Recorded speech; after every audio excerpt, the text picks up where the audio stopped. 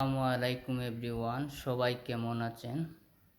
আমি একটা কথা বলে যাই, আপনারা শুনে নেবেন।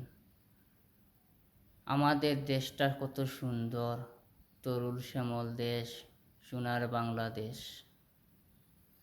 আমাদের শিক্ষা নিয়ে খুবই গর্ব হয়, কিন্তু বড় আফসোস হয় এ দেশে হালে মারামারি, হানাহানি, কাটাকাটি, হিংসা, নিন্দাটাই বেশি চলে।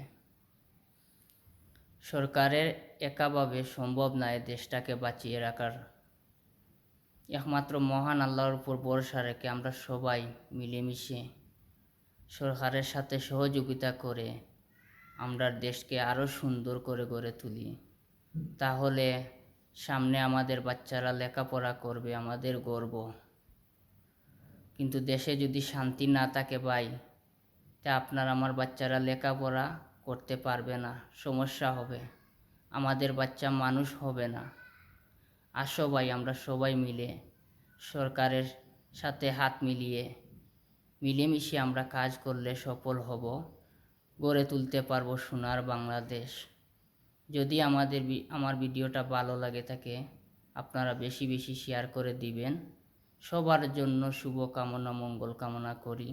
মহান আল্লাহ তাআলা যেন আমরা সবাইকে ভালো রাখেন। সবাই ভালো থাকেন, সুস্থ থাকেন। আল্লাহ হাফিজ।